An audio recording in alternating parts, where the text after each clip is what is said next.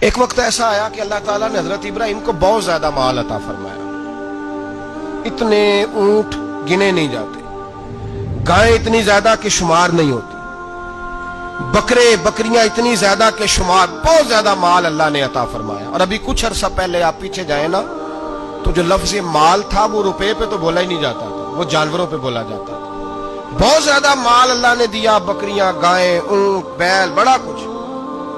تو رب کریم نے فرشتوں سے فرمایا کہ واتخذ اللہ ابراہیم خلیلا، ابراہیم میرا دوست ہے.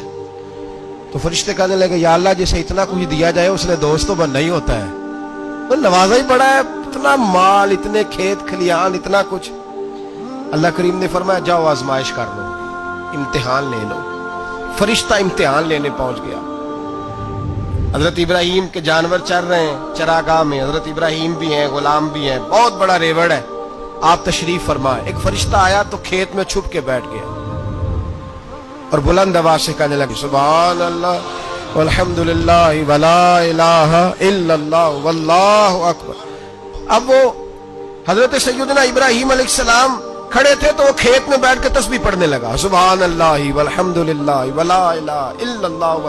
حضرت ابراہیم کہنے لگے یہ میرے رب کا نام کون لے رہا ہے؟ بڑی اس کی میٹھی آواز ہے، بڑی، کون ہے؟ ڈھونڈنے لگے، گھومتے گھومتے اس کے پاس چلے گئے. فرشتہ انسانی شکل میں، تو میرے رب کا ذکر کر رہا تھا؟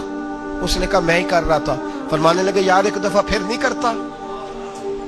تو کہنے لگا ابراہیم پہلے تو میں اپنی مرضی سے کر رہا تھا، تو کہتا ہے تو پیسے لگیں گے، پیسے ہیں تو کر دیتا ہوں. حضرت ابراہیم کہنے لگے بول تو کیا لے گا؟ میرے اللہ کا ذکر سنانے کا کیا لے گا؟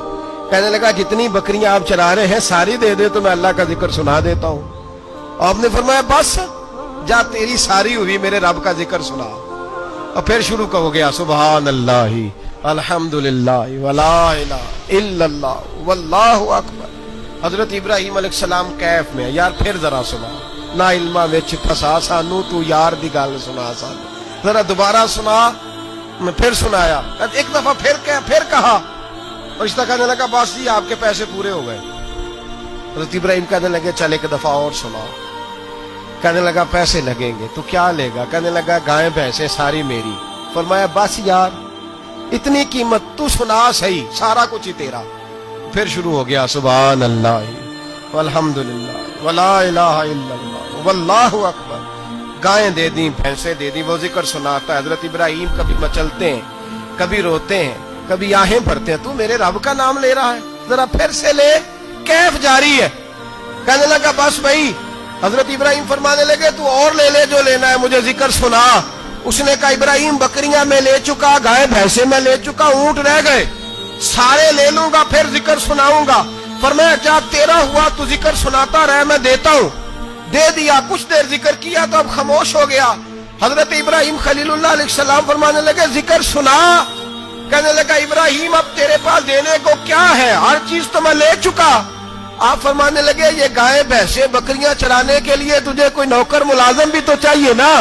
تو اس طرح کر مجھے رکھ لے، میں روٹی نہیں مانگوں گا، کھانا نہیں مانگوں گا، تو اللہ کا ذکر سناتا رہنا، میں تیرے جانوروں کی نوکری کرتا رہوں گا. حضرت ابراہیم علیہ السلام نے جب یہ کہا نا، فرشتے کی آنکھوں میں آنسو آ گئے. تر دامنی پہ شیخ ہماری نہ جائیے، ہم دامن نچوڑ دیں تو فرشتے وضو کریں. فرشتہ رو پڑا اور کہنے لگا ابراہیم مجھے سینے سے لگاؤ، آپ واقعی اس قابل ہے کہ اللہ آپ کو اپنا دوست بنائے.